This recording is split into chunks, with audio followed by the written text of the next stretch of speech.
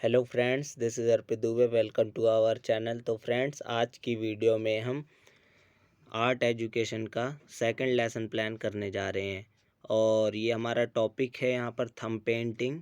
और ये lesson plan class third के लिए है। तो चलिए शुरू करते हैं। तो सबसे पहले आप छात्र अध्यापक या छात्र अध्यापिका का नाम लिखेंगे, क्लास लिखेंगे, विषय लिखेंगे, इसके अलावा आप समय लिखेंगे और उसके बाद आप लिखेंगे उपविषय, जिसे कलांश भी बोलते हैं। और उसके बाद आप लास्ट में लिखेंगे दिनांक। इसके बाद आप नेक्स्ट हेडिंग डालेंगे विशिष्ट उद्देश्य। समान उद्देश्य होता है सभी सब्जेक्टों में, समान होता है, क्योंकि कला शिक्षा से बच्चे क्या क्या चीज़ें सीखते हैं, तो ये हमारा सामान्य उद्देश्य होता है। और सभी जो आपके लेसन प्लान होंगे सामान्य उद्देश्य उसमें एक जैसा होगा। तो इसीलिए हमने जो है एक पर्टिकुलर सब्जेक्ट में हमने एक सामान्य उद्देश्य आपको बता दिया था। तो आप वो जो सामान्य उद्देश्य हैं वो सभी लेसन प्लान में यूज़ कर सकते हैं। और अगर आपको नहीं बोला गया तो आप मत लिखिएगा सामान्य उद्देश्य।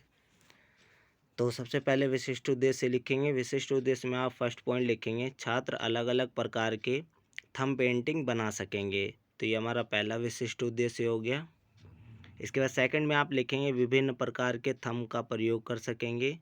और थर्ड में छात्र थंब के विभिन्न उपयोग जान सकेंगे, मतलब अपने अंगूठे के जो है विभिन्न उपयोग जान सकेंगे। जैसे कला में आप इस समय बच्चों को क्या सिखा रहे हैं, थंब पेंटिंग। तो थंब पेंटिंग से जो जो चीज़ें सीखेंगे तो उसके उपयोग भी वो जानेंगे। इसके बाद आप लिखेंगे थंब के द्वारा अंगूर बनाना सीख पाएंगे। तो इससे क्या होगा, बच्चे जो हैं क्या सीखेंगे, थंब के द्वारा अंगूर बनाना सीखेंगे। और सबसे लास्ट पॉइंट में आप लिखेंगे छात्र विभिन्न रंगों का उपयोग करते हुए पेंटिंग बना सकेंगे। तो ये कुछ पॉइंट्स थे जो आप विशिष्ट उद्देश्य में इंक्लूड करेंगे। इसके बाद आप नेक्स्ट हेडिंग लिखेंगे शिक्षण सहायक सामग्री, जिसे टीएलएम भी बोलते हैं। तो टीएलएम में आप क्या क्या चीज़ें यूज़ करेंगे, जैसे ड्राइंग शीट, रंग, ब्रश, इसके अलावा सूती कपड़ा साफ़ करने के लिए, और चार्ट वगैरह जो भी है, कैंची है। तो इन सब चीज़ों को आप सहायक सामग्री में लिखेंगे। इसके बाद आप नेक्स्ट हेडिंग लिखेंगे पूर्व ज्ञान। पूर्व ज्ञान में आप बताएंगे कि बच्चों को जो है इस पेंटिंग के बारे में कितना ज्ञान है और इससे रिलेटेड क्या क्या चीज़ें वो जानते हैं। तो जैसे यहाँ पर लिखा गया है, बच्चे रंगों के बारे में सामान्य जानकारी रखते हैं, वह उन्होंने रंगों का इस्तेमाल भी किया है, उन्होंने चित्र भी बनाना आता है, वे ब्रश का प्रयोग भी सामान्य रूप से कर पाते हैं। तो ये सब क्वालिटीज़ जो हैं बच्चों के अंदर इनबिल्ट है, मतलब वो करना जानते हैं। तो ये उनका जो है पूर्व ज्ञान है। इसके बाद आप नेक्स्ट हेडिंग लिखेंगे प्रस्तावना प्रश्न। प्रस्तावना प्रश्न में आप क्या करेंगे, 3 कॉलम बनाएंगे।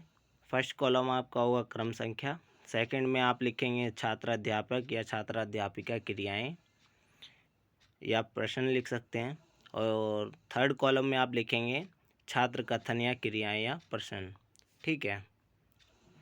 तो इसमें टीचर जो है फर्स्ट क्वेश्चन पूछती है, बच्चों आप चित्र किसके माध्यम से बनाते हैं।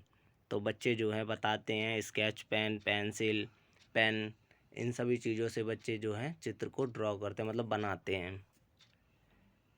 इसके बाद छात्र अध्यापिका सेकंड क्वेश्चन पूछती है, आप स्केच पेन से कौन कौन से चित्र बनाए हैं। तो बच्चे बताते हैं स्केच पेन से घर, बादल, नाव, पक्षी इत्यादि चीज़ें हमने बना रखी हैं।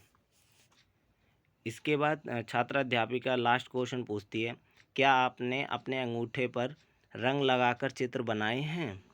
तो ये सब बच्चों ने अभी तक नहीं किया है, तो ये समस्यात्मक प्रश्न हो गया बच्चों के लिए। अब आप जो है अपने जो टॉपिक है उससे इंट्रोड्यूस करोगे बच्चों को। तो इसके लिए आप हेडिंग लिखेंगे उद्देश्य कथन। उद्देश्य कथन में लिखेंगे आप, बच्चों आज हम थंब पेंटिंग अंगूठे से चित्र बनाना सीखेंगे। इसके बाद आप नेक्स्ट हेडिंग लिखेंगे प्रस्तुतिकरण। प्रस्तुतिकरण में कुछ कॉलम बनाएंगे। तो ये जो मैं आपको बता देना चाहता हूँ, ये कॉलम जो है सभी डाइट जो होते हैं वो अलग अलग प्रेफर करते हैं कि आप 6 कॉलम वाला बनाइए या 4 कॉलम से बनाइए। तो कुछ डाइट वाले मतलब ब्लैक बोर्ड का भी इंक्लूड करते हैं इसमें, क्या बोलते हैं, आर्ट एजुकेशन में। तो यहाँ पर सिंपल हमें बोला गया था कि इसी तरह आपको बनाना है, तो हमने इस तरह से बनाया है। अगर आपको अलग तरह से बोलते हैं तो आप थोड़ा बहुत चेंजेस इसमें कर सकते हैं। तो क्रम संख्या यहाँ पर दिया हुआ है और सेकंड में कॉलम में छात्र अध्यापिका क्रियाकलाप लिखा हुआ है और थर्ड में कॉलम में छात्र क्रियाकलाप लिखा गया है। तो आप स्टेप बाय स्टेप इन सभी चीज़ों को बच्चों को बताते हुए बना सकते हैं।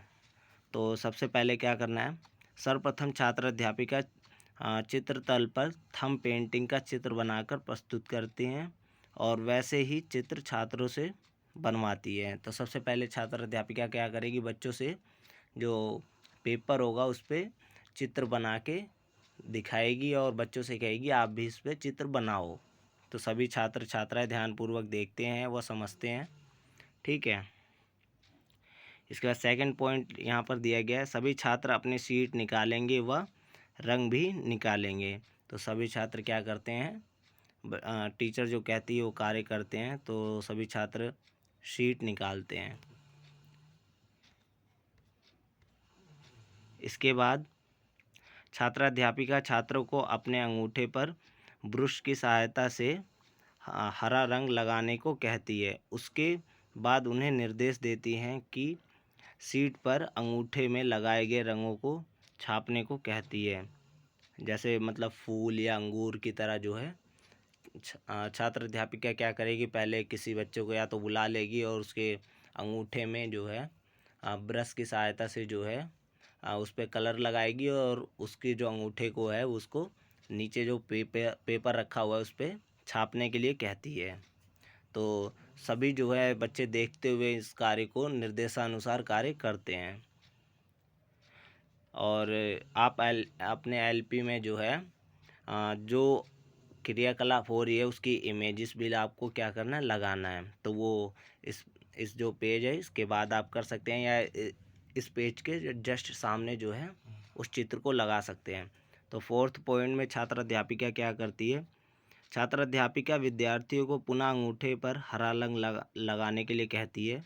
ड्राइंग शीट पर अपनी पत्ती के आकार में छाप लेने को कहती है। तो पहले तो छात्र अध्यापिका ने हरा रंग लगा के जो है छापने के लिए कहा। उसके बाद अब क्या है, पत्ती के आकार को देने के लिए छात्र अध्यापिका पुनः जो है हरा रंग लगाने के लिए कहती है और उसे छापने को कहती है।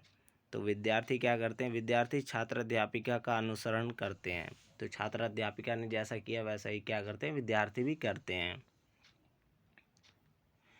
इसके बाद फिफ्थ पॉइंट में यहाँ लिखा गया, छात्र अध्यापिका छात्रों को फूल व अंगूर की डंडी बनाने तथा उसकी आउटलाइन करने को कहती है। तो अभी तो जो है अंगूर जो है बन चुके हैं। कैसे, जैसे छात्र अध्यापिका ने कहा कि हरा रंग लगाओ और जो है छापो। तो बच्चों ने जो है 2-3 बार ऐसे प्रोसेस किया जो है, तो बच्चों ने छापा उसे। तो अभी तो ये गुच्छे जो है अंगूर के वो तैयार हो गए हैं, तब उसमें जो डंडियाँ लगानी बाकी रह गई हैं। तो इसीलिए अब छात्र अध्यापिका कहती है इसकी आउटलाइन करो। तो सभी छात्र जो है निर्देश का पालन करते हैं। इसके बाद इस प्रकार क्या होता है, हमारी थंब पेंटिंग जो है वो तैयार हो गई है। तो मैं आपको सबसे पहले इमेजेस दिखा देता हूँ कि किन किन स्टेप्स को फॉलो किया गया है। तो मूल्यांकन कार्य का मैं आपको बाद में बता दूँगा। तो सबसे पहले जो है अंगूठे पे जो है कलर लगा के जो है शीट पर छापा गया है। उसके बाद पत्तियाँ और डंडी बनाना गया है। और थर्ड में क्या है, फूल का चित्र। तो थंब पेंटिंग से अगर टीचर चाहे तो वो फूल वगैरह भी बनवा सकती है, गमले वगैरह का डिज़ाइन करके उसके बाद उसके ऊपर भी फूल का डिज़ाइन थंब पेंटिंग के थ्रू जो है छात्र अध्यापिका कर सकती है। इसके बाद आप मूल्यांकन कार्य करेंगे। मूल्यांकन में जो है मूल्यांकन सतत एवं व्यापक किया जाएगा, जो श्रेणी पद्धति पर आधारित होगी, जैसे प्रथम द्वितीय तृतीय। इसमें यह ध्यान देने योग्य बात है कि यदि किसी छात्र द्वारा अच्छा कार्य ना किया गया हो तो उसे हतोत्साहित ना किया जाए। मान लीजिए कोई बच्चा जो है वो अच्छा कार्य नहीं कर पाता या नहीं करता तो उसे जो है प्रोत्साहित किया जाना चाहिए, ताकि वो जो है अच्छा कार्य करे। ऐसा ना हो आप उसे डांट डांट दे, इसके बाद क्या होगा, बच्चा जो है वो कार्य करना ही बंद कर देगा। इसके बाद आप नेक्स्ट हेडिंग लिखेंगे पुनरावृत्ति प्रश्न। इस आधार पे जो है ये जो क्रियाकलाप आपने करवाई है आर्ट एजुकेशन की, इसके बाद आप कुछ क्वेश्चन पूछेंगे। जैसे यहाँ पर फर्स्ट क्वेश्चन पूछा गया है, थंब पेंटिंग के चरण बताइए। थंब पेंटिंग को बनाने के लिए हमें किस किस वस्तु की आवश्यकता होती है, ये सेकंड क्वेश्चन है। और थर्ड क्वेश्चन यहाँ पर पूछा गया है, बच्चों किसकी पेंटिंग बनाना है, मतलब बच्चे जो हैं किस किस की पेंटिंग बना सकते हैं। तो ये पुनरावृत्ति प्रश्न है। और इसके बाद आप लास्ट हेडिंग लिखेंगे अधिगम विस्तार क्रिया। अधिगम विस्तार क्रिया जिसे होमवर्क भी बोलते हैं। तो अभी ये पैटर्न बदल गया है, तो ये नए पैटर्न के अकॉर्डिंग जो है लेसन प्लान बनाया गया है। तो आप अगर आपका आपके कॉलेज में पुराने पैटर्न को ही फॉलो किया जाता है तो आप उसके अकॉर्डिंग जो है अपना लेसन प्लान बनाएंगे। तो फ्रेंड्स, इसी के साथ हमारी वीडियो ख़त्म होती हुई। अगर आपको ये वीडियो पसंद आई है तो लाइक करें, शेयर करें, चैनल को सब्सक्राइब करें और बेल आइकन प्रेस करना बिल्कुल ना भूलें, ताकि आने वाली वीडियोस की नोटिफिकेशन मिलती रहे। तो मिलते हैं अपनी नेक्स्ट वीडियो में। Thank you.